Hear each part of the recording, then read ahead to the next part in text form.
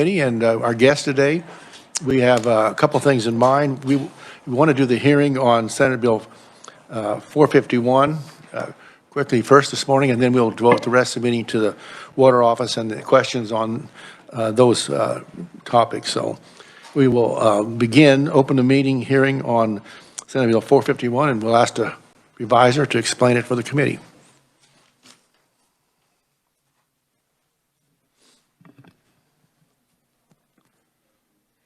Thank you, Mr. Chairman, and good morning, committee.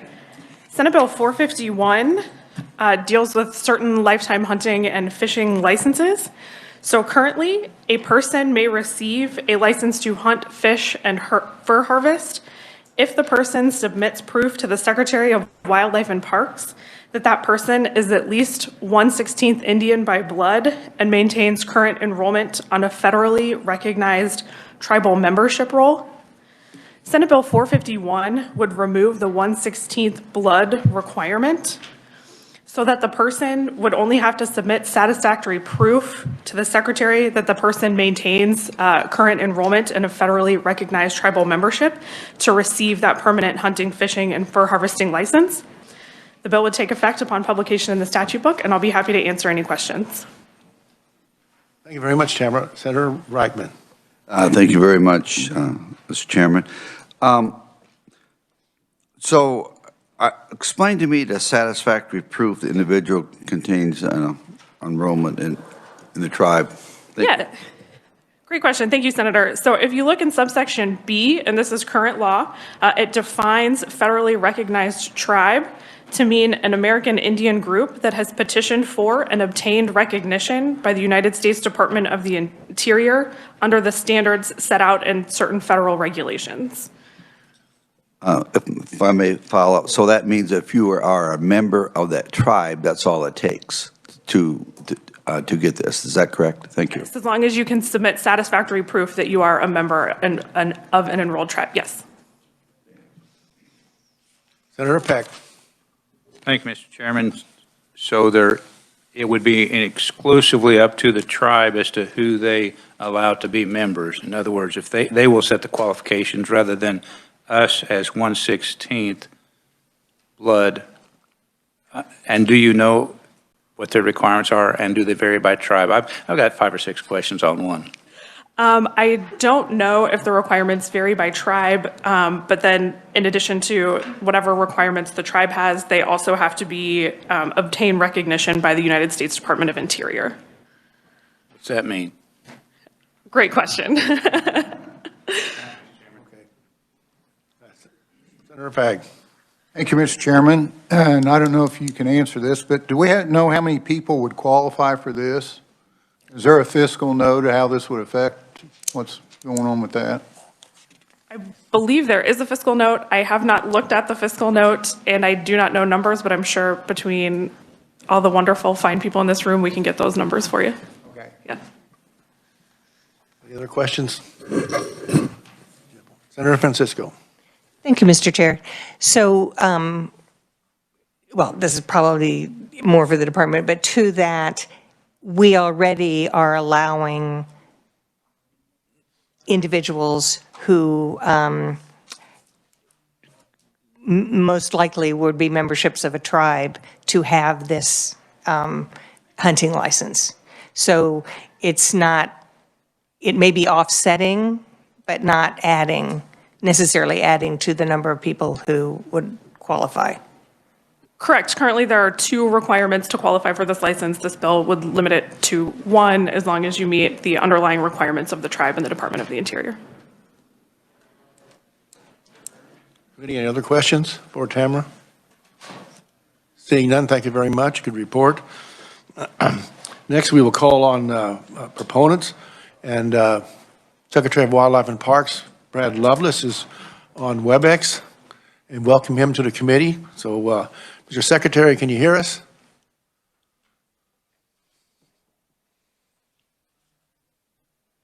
Can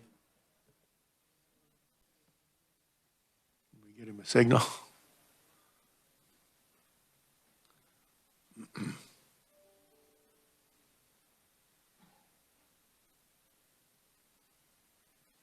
Hello, Mr. Secretary, can you hear us?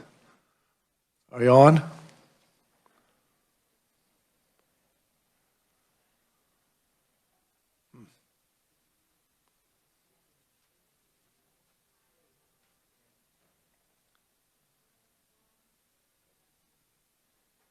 there a technical problem or something, or?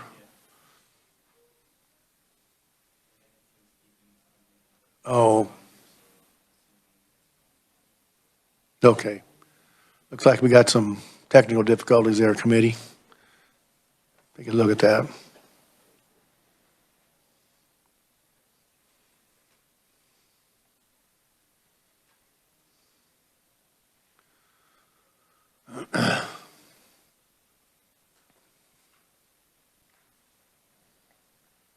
This is Senator McGinn. Can you hear me? Yeah, good. Yeah. Okay, so Brad's got a problem. I was just checking, so it must be from where he's at. All right.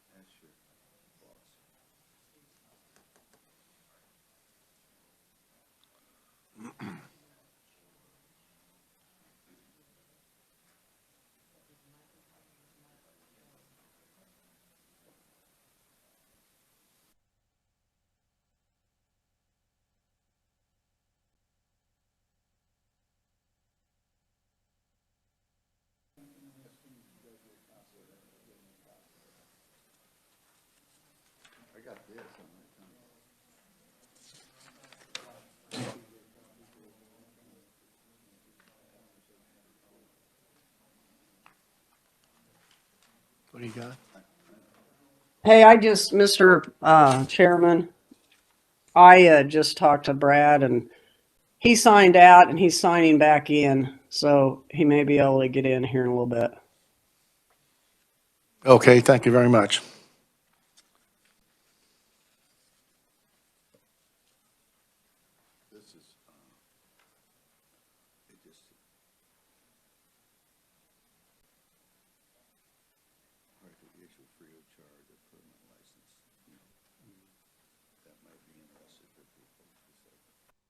Everybody got this? Oh, okay. Okay, we're passing around.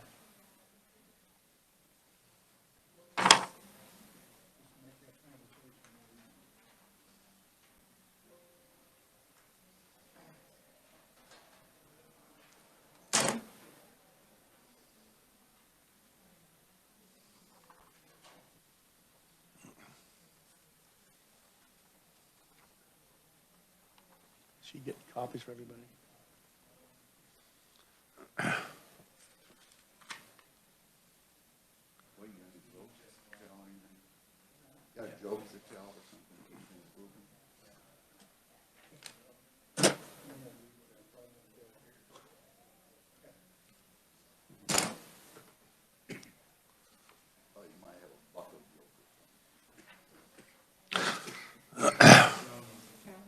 Yeah. You may switch over to that. This is a motion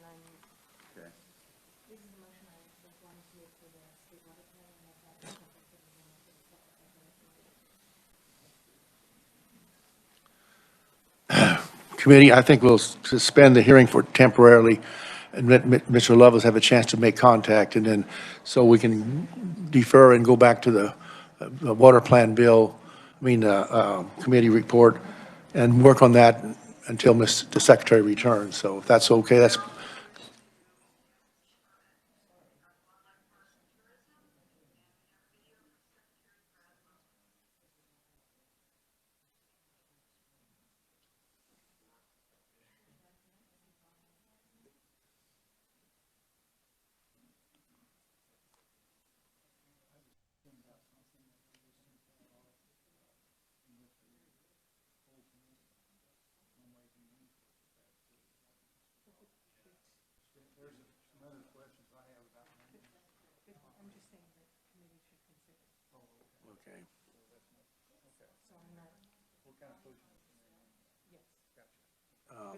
No, not that I know of.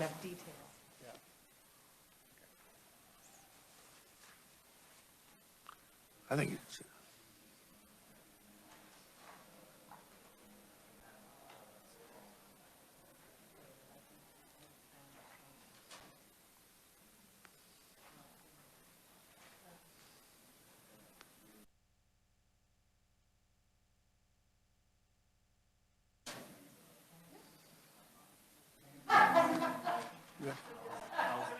yes, pass those out, yeah.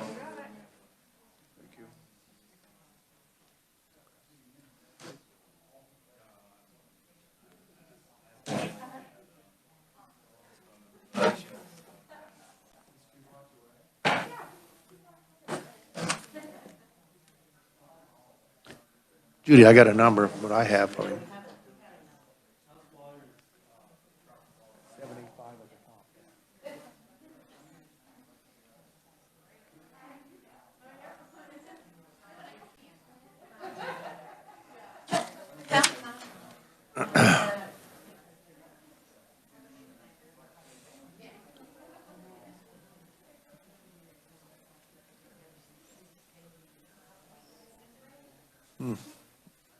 That's an old number, maybe it's that's the one I have.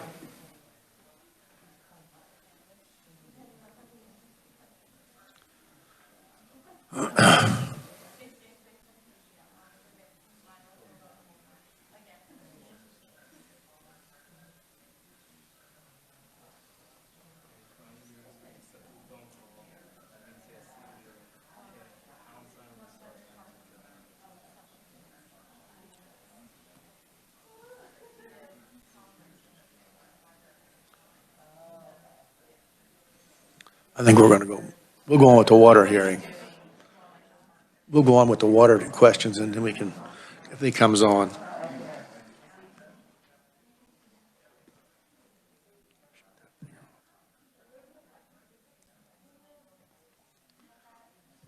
Committee, we're going to let that, try to work out the problem with the secretary, and we're going to go back to, we'll suspend it for now, this discussion on our state water plan and those, and come back to the later on, but we're going to resume with those folks because until we get a hold of Mr. Lovelace. So for the time being, we'll suspend the hearing and we'll bring back in for the State Water Plan, Water Authority discussion on their budget. So we'll begin with the budget questions where we left off yesterday. So does the department want to begin with somebody talking about the Arbuckle? Since nobody has any questions right now, let's just start there.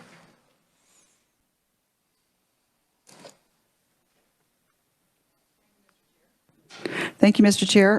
Again, I'm Connie Owen, Director of the Kansas Water Office.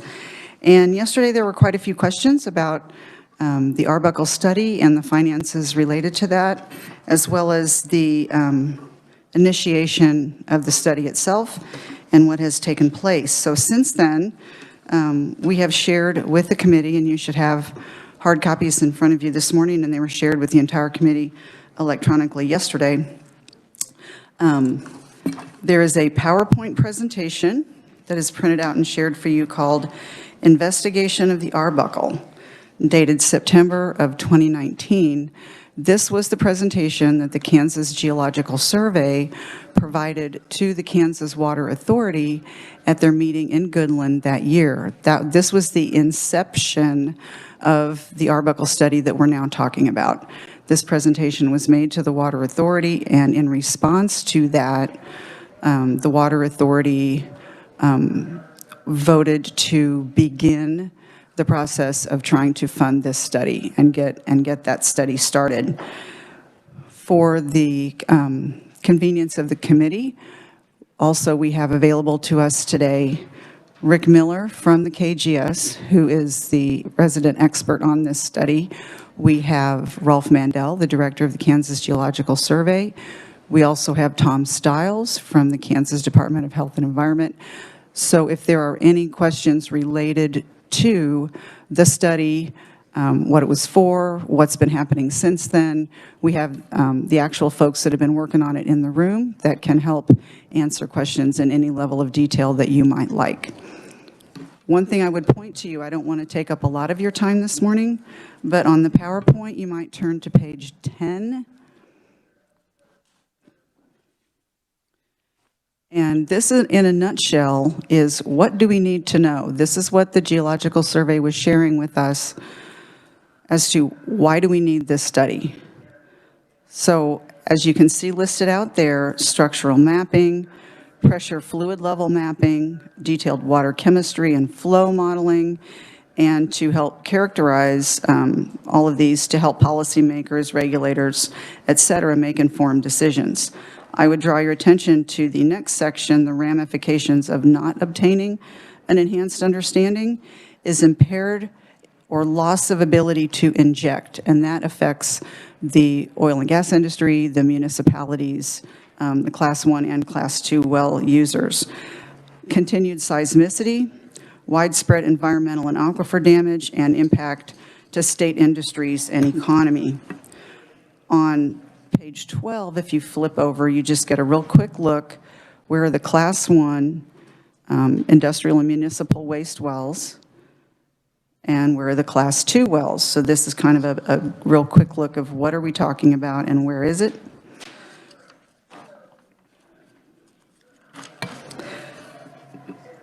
Then I would turn your attention to page 16, which is a depiction of the Arbuckle fluid levels.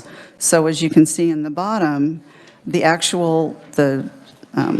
uneven black line at the bottom depicts the Arbuckle formation itself, the top of that. And then you see the fluid levels that are rising above that and how they sit in proportion to the land surface as depicted between Hayes and Wichita. As you can see, the closer we get to Wichita, the closer the fluid levels get to the land surface.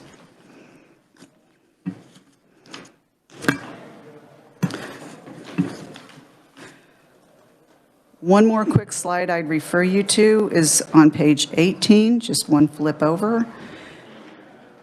Implications and hypothetical scenarios. The loss of gravity feed, and this refers to the Class 1 municipal wells. They do not have the ability to inject under pressure. They can just put their fluids into these disposal wells. So they could lose the use of the disposal wells if they're filling up. And the measures to deal with that could be cost prohibitive. There are municipalities that are running out of this capacity and have come very, very close to the end of their ability to use these disposal wells, and Mr. Miller could inform you more about that. Drinking water contamination is another hypothetical scenario where the fluid levels, as we saw in that other chart, may reach above the water sources, and they could also result in inadequately plugged wells and cause drinking water contamination, and leaks can lead to sinkholes. I think the bottom bullet point is probably the most impressive to me, is that the possibility is real within 20 years or less. So the proposed research areas are shown on page 22. These are the kind of geographical locations we're talking about.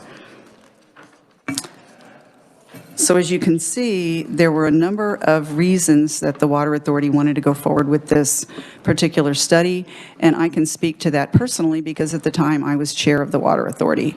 So I was part of the process of making that decision and coordinating the input and voice and vote of the other Water Authority members. To address the financial piece, we had a lot of questions, and I apologize for not being able to answer those very clearly before.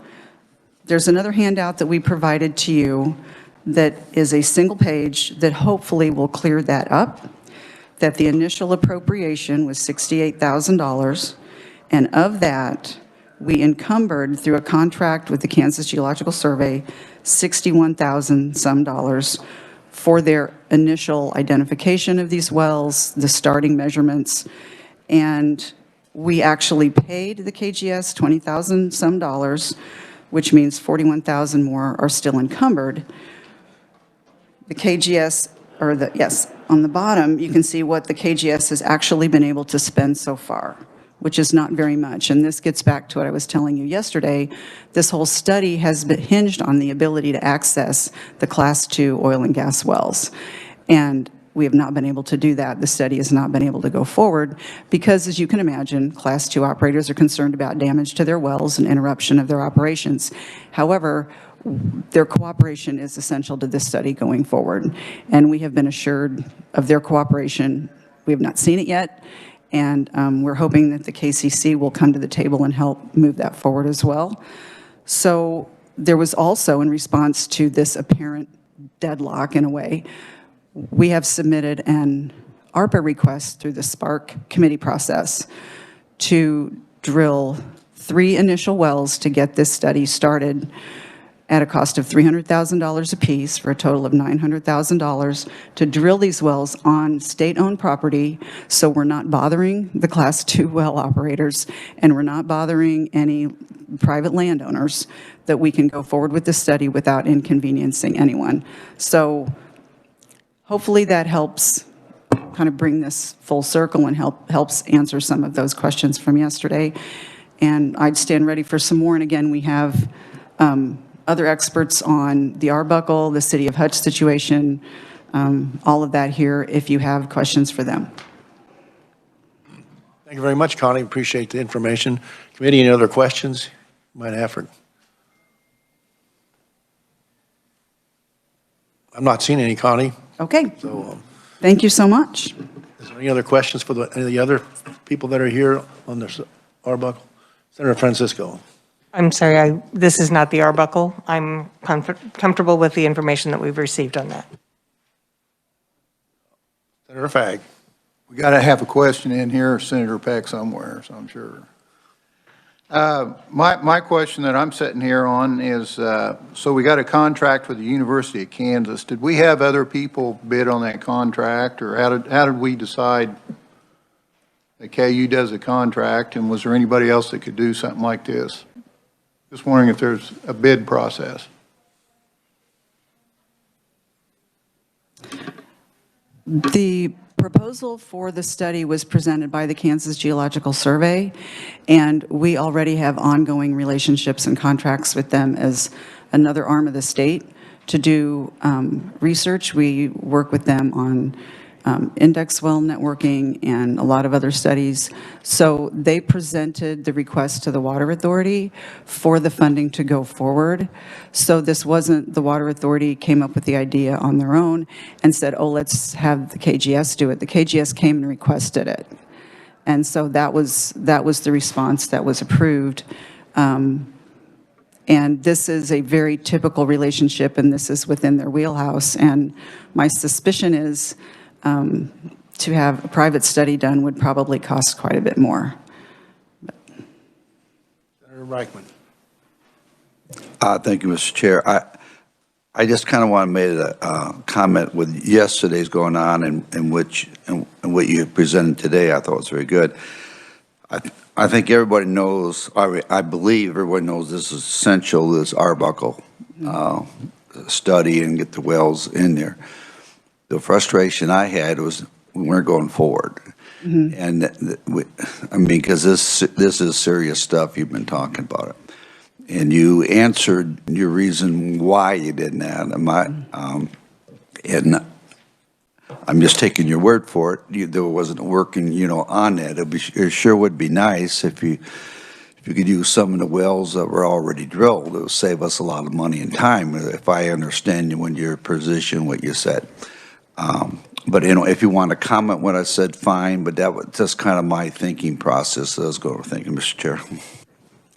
Well, thank you for your comment, Senator. And to try to put it as diplomatically as possible, I couldn't agree with you more. This study should have gotten off the ground in early 2020. And it requires the cooperation of the oil and gas industry. It requires the cooperation of owners of oil and gas wells. And repeated attempts to gain that cooperation have met with refusal. And I might back up just a little bit, Senator Fagg, with one of your questions about why the KGS. I apologize for skipping a step.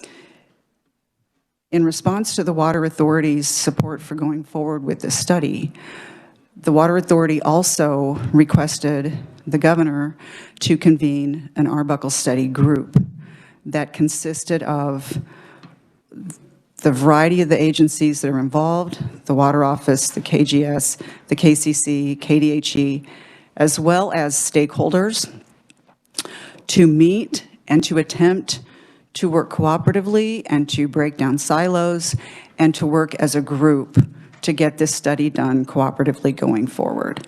So that was also part of the governor's directive to the agencies as to how to go forward with this, that there's actually a working group that she convened, that the Water Office is the lead on, to try to make this, to try to facilitate this study going forward.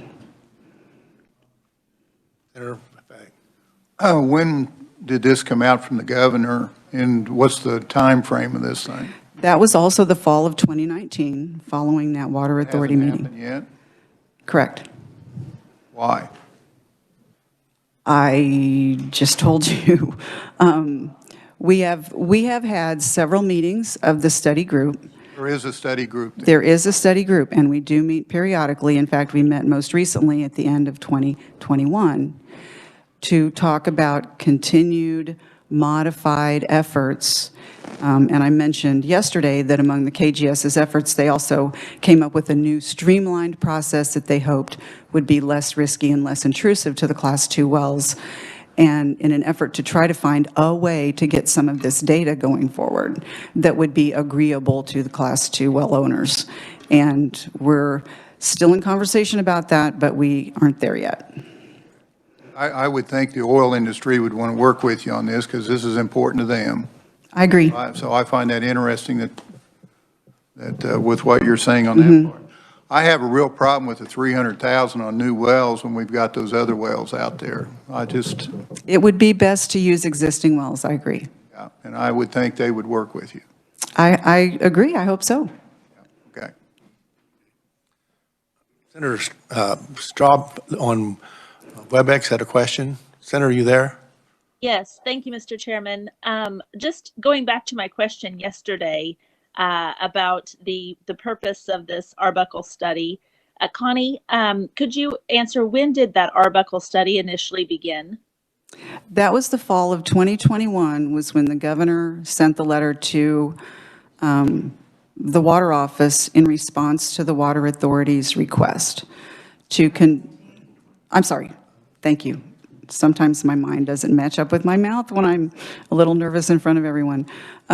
Yes, the fall of 2019, following the Water Authority meeting, the governor sent a letter back directing the convening of the Arbuckle Study Group.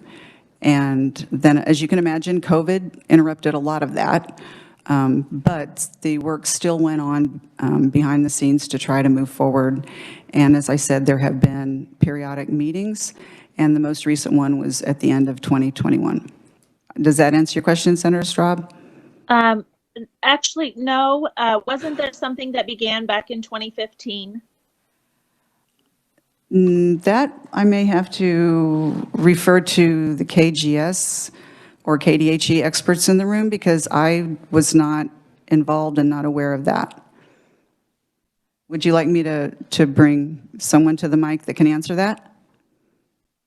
Yes, please.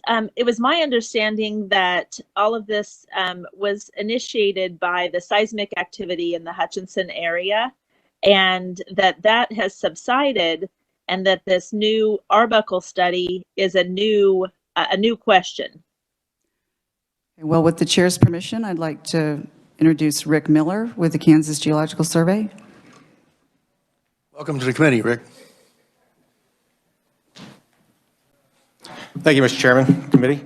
Yes, Senator, this whole discussion started back in about 2014 when the governor put together a task force, the seismic action task force, in order to determine causes, determine activity associated with the seismicity that was starting in the south central part of the state and moving upwards. That included the Kansas Geological Survey as lead, as well as the Kansas Corporation Commission and the Kansas Department of Health and Environment. And basically, at that point in time, it was fairly clear that this significant increase in seismicity was in fact most likely associated with increased injection of wastewater associated with the Mississippi play that was starting in Oklahoma, making its way up into Kansas. And that was the start of the discussions of the Arbuckle. The earthquakes in Hutchinson started occurring after we were already meeting as a working group on the Arbuckle. So the group was not established because of the Hutchinson earthquakes. The Hutchinson earthquakes basically are one small piece of the huge puzzle we're dealing with. We had upwards of 1,000 earthquakes that occurred in Sumter and Harper County, Barber County, in that 2014, 2015 time window, long before the Hutchinson area became active. The Hutchinson area became active. It was active for probably on the ballpark of about 4 or 5 years. And over the course of the last 8 months, that seismicity has all but died off. We've associated that activity with increased pore pressure in the Arbuckle. We've been able, because there's so many Class 1 wells in the area, we could monitor pore pressure very accurately, and we could see from about 2010, when there was very, very low levels of pressure, a buildup that was occurring in association with the increased seismicity coming out of the south. And then at some point, we reached this triggering threshold, and earthquakes began occurring in that what we call the Hutchinson cluster. That cluster is very active. We've had some magnitude 4s on it. It basically, early on, the seismicity was associated with cumulative injection. In other words, the cumulative amount, buildup of cumulative totals. And then again, there's also the triggering aspects that go along with local injection as well. So it was a complex scenario of multiple things happening at the same time. We have now reached what we call the stress field is such that we're just right at or below the triggering threshold. So as long as nothing changes in the pore pressure of the Arbuckle, we expect the seismicity in the Hutchinson area to be benign as it currently is. If that pressure builds again, we expect to go back above that triggering threshold and we'll begin to dissipate earthquakes. But what I will say is that that's one piece. I can guarantee you the people from the Saline County area do not think the earthquakes are over. They've had a couple four-point greater earthquakes in the last 6 months. The Saline County area, for example, is one that prior to 2015, we have no recorded earthquakes throughout the entire history that we have available to us. And we've got earthquakes that we've located back as far as 1865. There's been no seismicity at all in Saline County until 2015. Since 2015, we've had over 350 earthquakes, 3 of which have been magnitude 4 or larger. The problem is this is a different problem. Things have changed. We have hotspots now. Jewell County, another area where we had we had no seismicity, 1 earthquake that occurred prior to 2013, and now we've had over 400, several magnitude 4s. We don't know what's happening. These hotspots are popping up. With Hope in Dickinson County, another area, we've got earthquake hotspots. Rooks County, we've got a lot of earthquake activity out there far beyond what we've had historically in the area. So the earthquake issues have changed. We're no longer looking at this cumulative building of pressure that kind of spread from the south going north out of the south central part of the state. Now we're having these hotspots pop up that, for example, in Saline County, within 20 miles of this earthquake cluster that we recently had in the Gibson area, we've got about 68 Class 2 injection wells and no Class 1 injection wells within 20 miles. We are working with the KCC to try to figure out if there's anything going on unusual. But because we have raised the pore pressure in the Arbuckle, things that used to be just fine as far as industrial practices now might not be. We may have to change things. But right now, we don't expect the earthquakes in Saline County to end anytime soon. There's no indication with the sub-felt events. In other words, the ones that we're monitoring down in the below 2, the 1s, the 0s, the negative value earthquakes that, thanks to the fact that the legislature is so kind to keep us funded for an earthquake network, we're able to see now. These things are still coming. They're still occurring, and we don't see that they're going to end anytime soon. So these earthquakes at Saline Saline County is seeing, they're going to keep seeing them, and we haven't been able to figure out yet what the what the silver bullet is that's actually triggering these things. It's a very complex problem between cumulative and also local regional activities that are obviously pushing the seismicity above its triggering threshold. So that's kind of the earthquake question is yeah, the Hutchinson cluster is quieted down, and we saw that coming. We saw that coming over a year ago because we were seeing the low-level seismicity go away. So we knew this quiet time was coming. And so now we're in it, and we just hope that nothing happens that causes that triggering threshold to get passed up again, because the faults are there, they're critically stressed, they're properly aligned, and they're just waiting to dissipate energy if they get a trigger. I hope that got close to the answer without going too long on that. Thank you very much. You have another question, Senator? Yeah, thank you, Mr. Chairman. And that does partially answer my question. But it was my understanding that that Arbuckle study was initiated because of the seismic activity, and I understand if the Geological Survey and the Water Office are looking to investigate water quality and these wells in the Hutchinson area, then that might be posing a new question and should be stated that it is a new issue. So I just don't want us to go throwing darts at a board here blindly, trying to figure out what's going on with everything without having a good understanding of exactly what has happened in the past and what they think where we might be headed in the future. So thank you for your answer. Yeah, and on that topic, I might clarify, basically the Geological Survey, we're a research and service division, and our goal is we base everything on facts. And so I wanted to clarify a little bit on some of the information that I heard was floating around about the Hutchinson area in particular. The Hutchinson city injection wells, they are injecting around 2,800 parts per million of chlorides and the dissolved solids.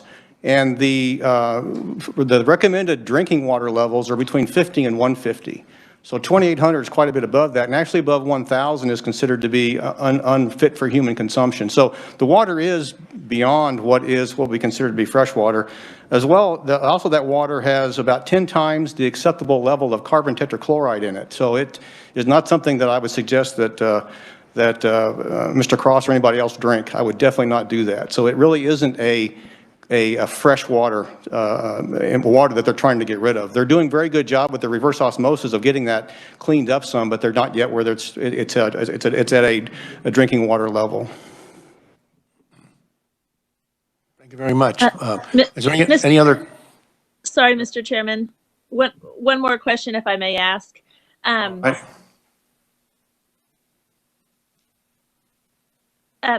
He had mentioned the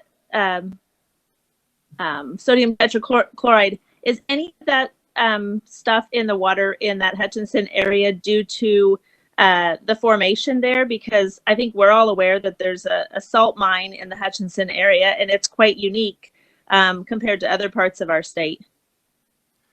I'm going to have to refer that to Tom Stiles from the KDH&E. He'd know that better than I. I'm not much of a water chemistry guy, so I'll pass it on, Mr. Chairman, if that's. Mr. Stiles, please. Thank you, Mr. Chair.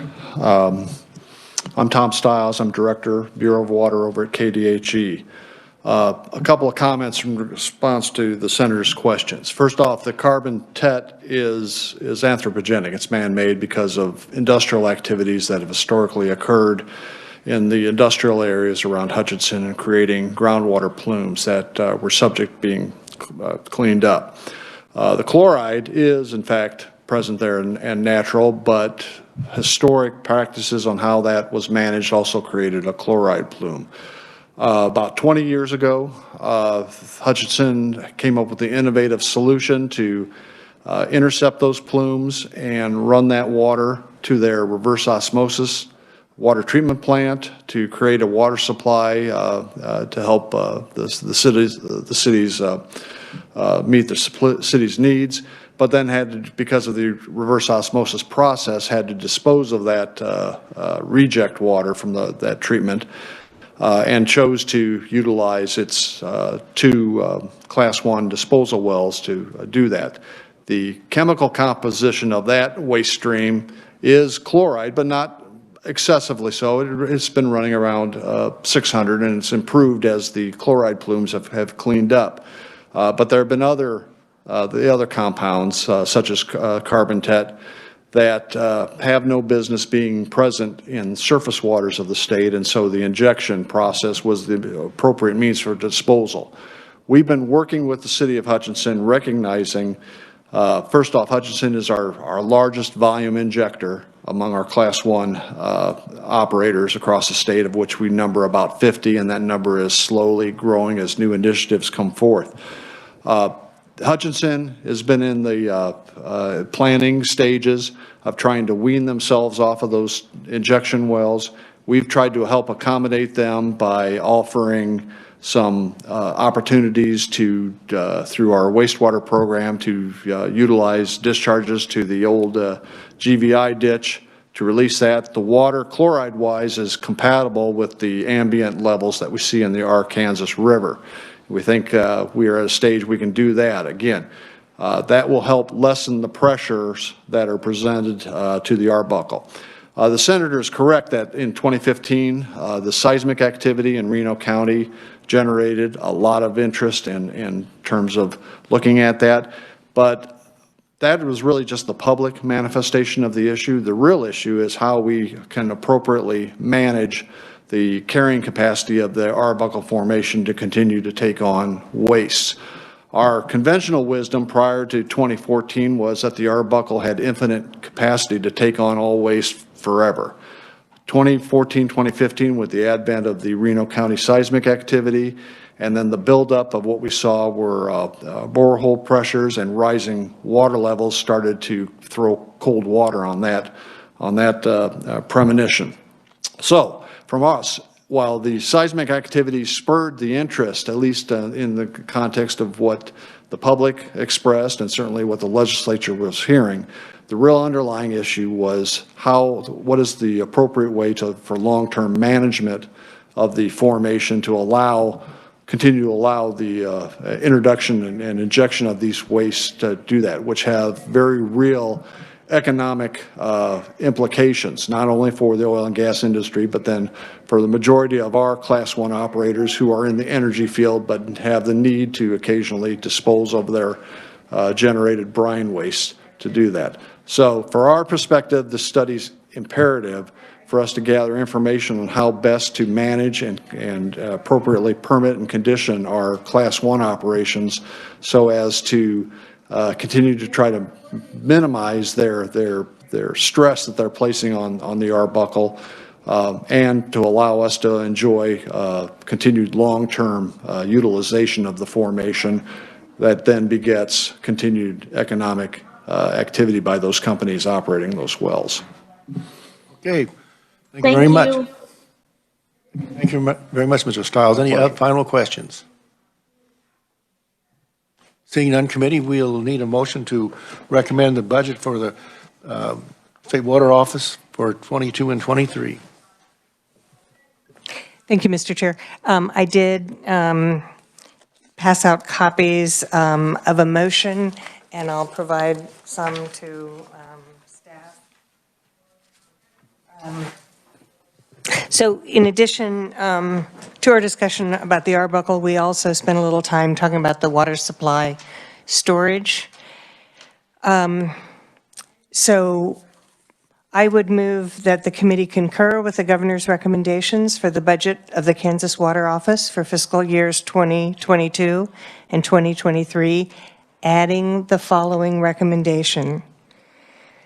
The Senate Ways and Means Committee should consider payments to the Corps of Engineers on the water supply storage if funds are available. And then I did go to the information we were given about the public water storage and looked at what it would take for the amortization of the current balance. So to actually pay off that reservoir storage, we would need a little more than $17 million a year. So because of that, I'm suggesting a payment of $17,000 to $17,244,159 would amortize the current balance. The committee suggests making a payment of at least this amount, paying off the contract for the Big Hill Reservoir, which is a little more than $15 million, and applying any additional funds to the contract on the Hillsdale Reservoir. These are the contracts with the highest interest rates. The end year in which payments will be required is 2029 for Big Hill and 2030 for Hillsdale. So they're also some of the earliest contracts that come up. And I want to note that if funds are used for such payments, there should be a requirement that all future revenue received for water storage payments will be used to pay down the contracts on other reservoirs, with contracts for the highest interest rates being paid first. So this is simply a recommendation to Ways and Means, but I think explains or provides some information about what the committee learned in our deliberations. So I would make that motion. Is there a second, committee? Second by Senator Ware. Any other discussion? Senator Fagg.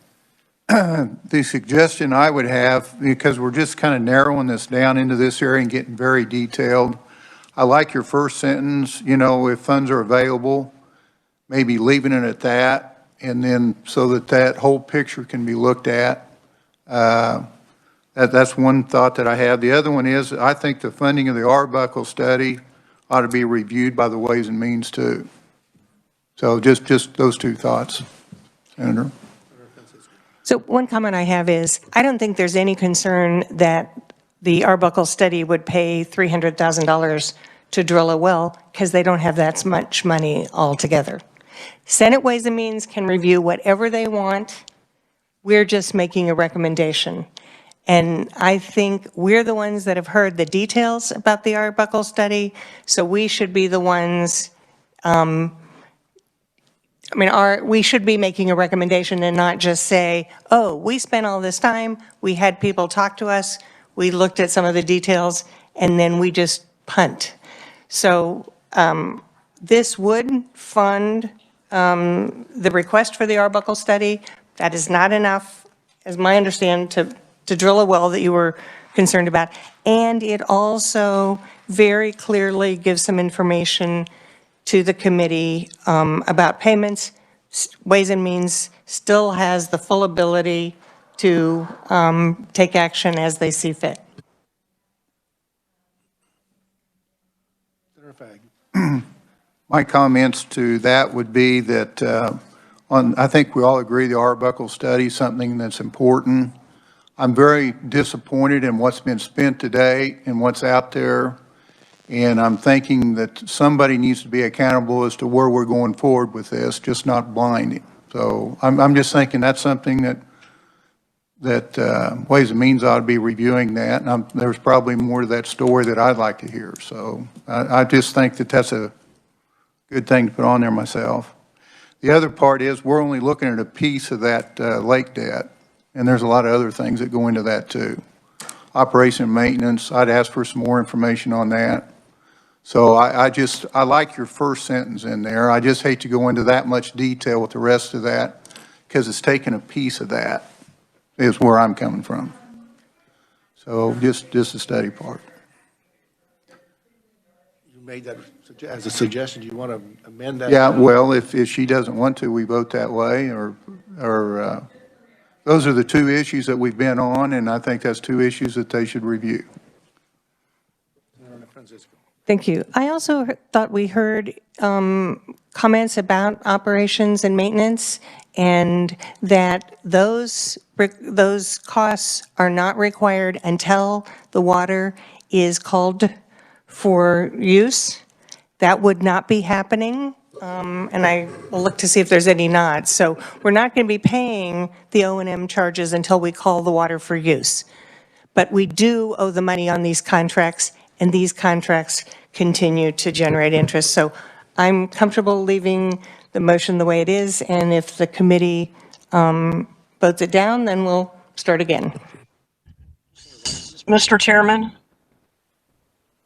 I got you, Senator. I had acknowledged. Let it go. Oh, okay, Senator McGinn, Senator Reichman, I had called first, but go ahead. Sorry, I didn't hear that. I apologize. I know I can't vote because I'm on WebEx. But I kind of go back to, I'm not sure I agree with everything Senator Francisco says on that, on some of the payment of the lakes, but I do agree with her that these are just a recommendation from your committee. And if you don't have that recommendation sitting out there in front of you as a Ways and Means Committee, as you know, Mr. Chairman, it doesn't come up for us to think about. And so I have no problem with her recommendations just because it'll spur the discussion that we need to have in the committee of the whole. So that's just my thought. Thank you. Okay, thank you very much. Senator Reichman. Thank you. My thoughts were a lot like Senator McGinn's. I do like what our senator on our note here. At least we're saying what we want, and I like, if we're going to pay it off, I like the ones with the higher interest rates first. It is a recommendation, and we have two here that are on our committee that's on the Ways and Means that can help explain what we're talking about. So I am comfortable with this recommendation that the senator brought forth. Thank you. Okay, thank you for the comment.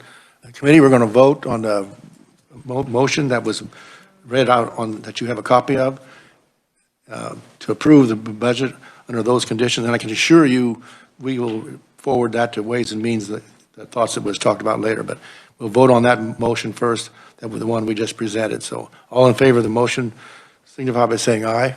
Aye. Opposed, no? No. Motion carried. Any other thoughts or comments? Seeing none, that'll close information on Senator Quack. Thank you, Mr. Chairman.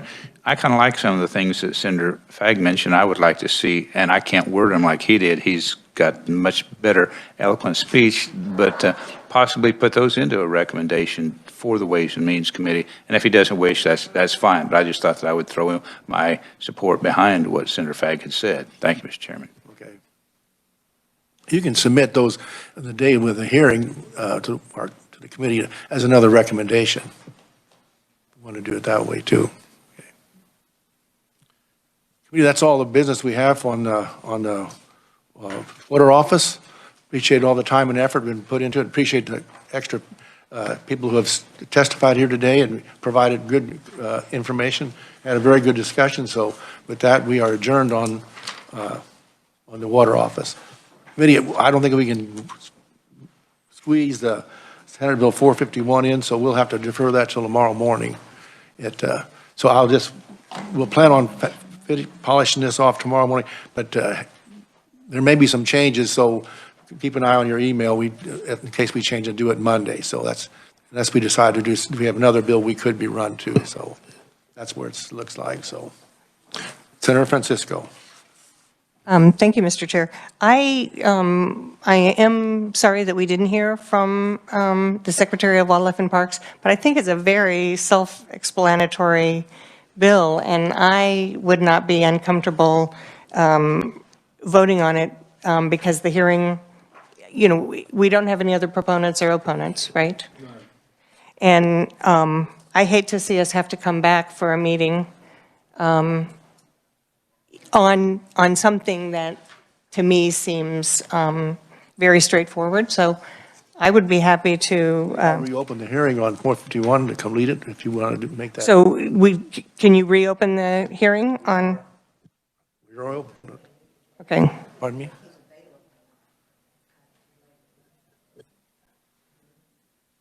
No, we're going to accelerate through that.